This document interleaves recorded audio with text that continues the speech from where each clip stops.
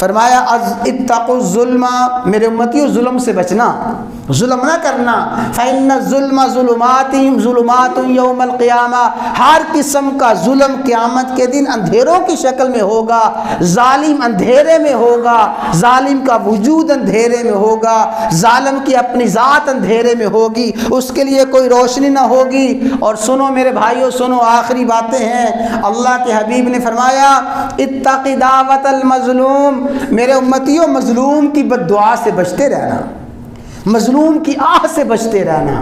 اور فرمایا دعوت المظلوم مستجابۃ، مظلوم کی آہ اور مظلوم کی پکار اللہ تعالی ہر حال میں قبول فرماتے ہیں۔ وَإِن كَانَ فَاجِرًا، مظلوم فاجر بھی ہو، مظلوم کافر بھی ہو، مظلوم نافرمان بھی ہو، اس کی آہ سے بھی ڈرو، کافر کی آہ، کافر کی آہ اور مظلوم کی آہ، فاجر کی آہ سے بچو۔